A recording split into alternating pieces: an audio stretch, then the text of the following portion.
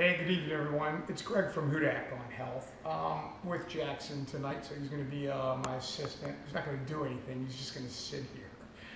Anyway, look, one of the things I wanted to show you is one of the, we talk about stretching. I've talked about before, getting a good stretch before bed.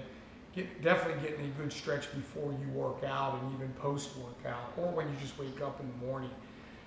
And literally of all the stretching that I've done lately, the one that to me, if I had to do just one stretch, it would be the 90-90. This stretch is awesome. It literally from the lower back through the legs, even a little bit of the chest. It allows me just to get my hip flexors more than anything sort of loose. And so let me kind of show you what's going on. The reason why they call it the 90-90, right?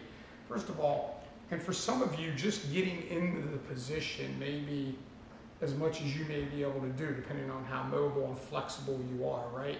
So the reason they call it the 90-90 is because two things. You're gonna sit here, your posture is three points you wanna think about, right? Your posture wants to be up, you wanna think about your knee, you wanna think about your ankle. So the reason they call it the 90-90 is because if you look at my legs, right, it's at a 90-degree angle, right, the front leg, and then even my back leg is at a 90-degree angle, right, from my hip. And how I know that, I can stick my arm out. Sorry, Jackson's already bored. I can stick my arm out, and it's lined up with my back leg. So I'm sort of externally extending and internally extending my hip flexor. Now what I want to do is just line this up, right? And the first thing I'm going to do, and for most people, you're going to want to put your hand sort of to rest on there. And what I'm going to do is keep my chest up, right? And I'm just going to sort of lean forward, right? I'm leaning forward so I get to a comfortable position. And the next thing I want to think about is my knee and my ankle. And I want to press down on that. Now, I don't want to go too far over where it starts to feel like too much of a stretch, just a good stretch. And again, for some of you, just getting in this position at the start, if you've never done this, may be good enough, and this is where you sort of hang. But instead, for those of you that have a little more flexibility, you're going to want to start leaning forward, keeping your chest up.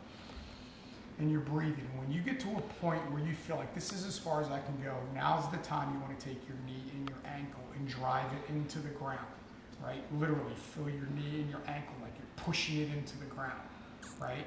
So ultimately, you're going to hold that for 5 seconds. That's how I tend to do it. Or I tend to do it a deep breath in, and then I come up on a deep breath out through my nose, right? Or through your mouth, whichever is comfortable for you. So again, remember, you're going down.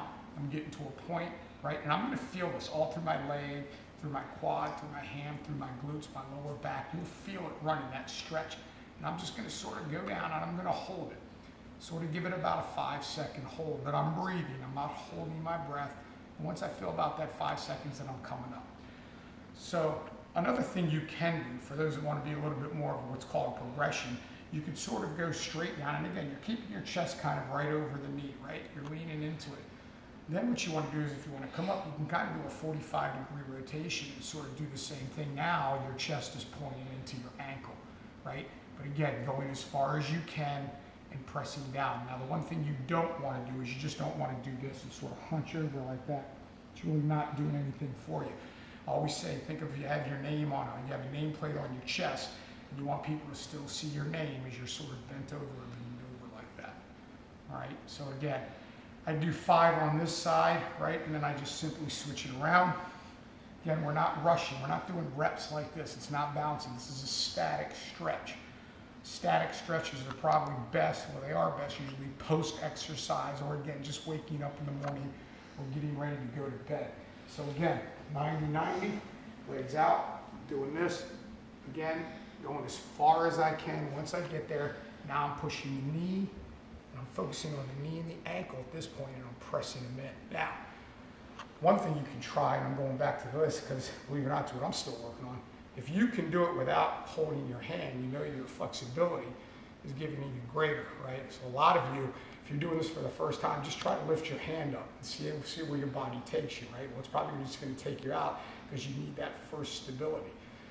So just pulling forward. Now, the last thing you can do, which is even more so, is if you have a block, a yoga block or something, is lifting this back leg up while you stretch the front leg, right?